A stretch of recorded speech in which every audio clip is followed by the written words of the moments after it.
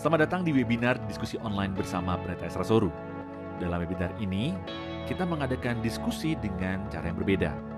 Anda akan diberikan kesempatan untuk bertanya dan mengangkat topik-topik yang ramai dibahas mengenai Kristenan. Berikut adalah cuplikan video dari diskusi-diskusi yang kami lakukan setiap Senin 2 minggu sekali jam 7 malam.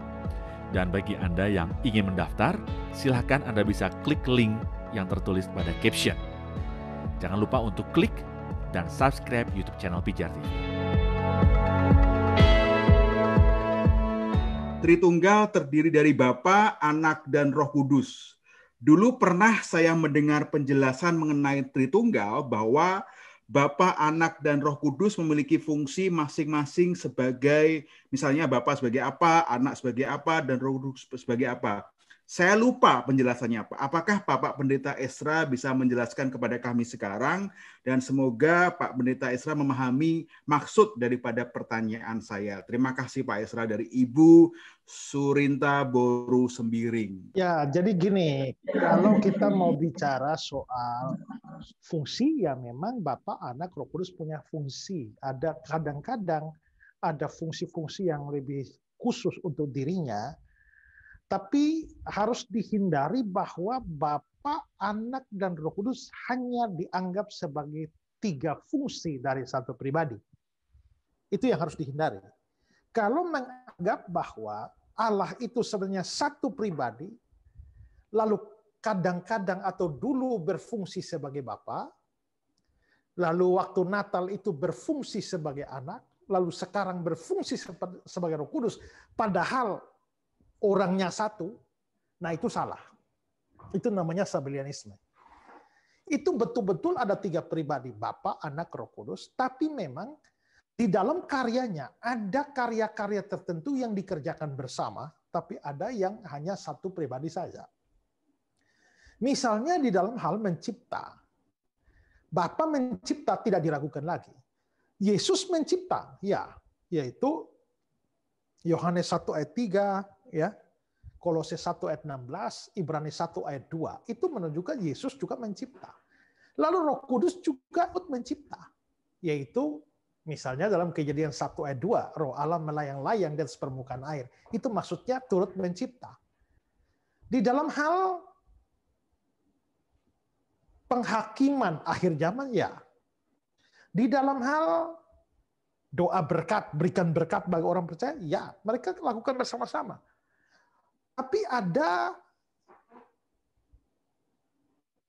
tugas-tugas atau fungsi-fungsi yang dilakukan mandiri. Misalnya ya, Bapa mengutus Anak ke dalam dunia.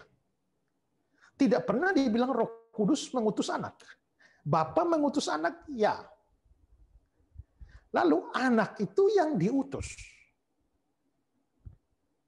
Tapi supaya pengutusan itu terjadi di mana Yesus harus lahir sebagai seorang manusia, Roh Kudus bekerja. Bagaimana caranya? Ya dengan menciptakan keajaiban sehingga Maria bisa mengandung tanpa hubungan seks. Bapa mengutus Yesus sebagai juru selamat. Yesuslah yang naik ke atas kayu salib sebagai juru selamat. Tapi setelah Yesus kembali ke surga, Roh Kuduslah yang bertugas untuk menerapkan penebusan Kristus itu kepada orang percaya. Nah, itu jadi tugasnya itu bisa beda-beda, tapi ada juga tugas yang sama. Dalam hal kebangkitan Yesus, dikatakan bahwa Yesus dibangkitkan, berarti Bapa membangkitkan Yesus. Roh Kudus juga membangkitkan Yesus, tapi Yesus sendiri juga bangkit sendiri.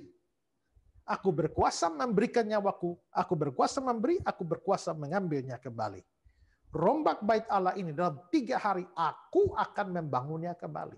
Maksudnya, bunuh aku, 3 hari aku akan bangkit.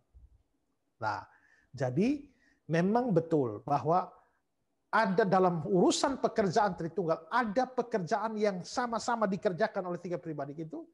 Kadang-kadang ada pekerjaan tertentu yang memang identik dengan satu pribadi saja. Misalnya mati menebus dosa. Itu cuma Yesus. Bapa tidak mati. Roh Kudus tidak mati. Ya, hanya Yesus. Tapi fungsi-fungsi itu adalah fungsi dari pribadi berbeda. Bukan fungsi itu adalah fungsi dari satu pribadi. Bukan. Itu 3 pribadi berbeda. Terima kasih saudara sudah menyaksikan cuplikan diskusi bersama Pendeta Esra Soru. Jangan lupa segera mendaftar dengan klik link pada caption sekarang juga. Informasi selengkapnya ada pada image di akhir video ini.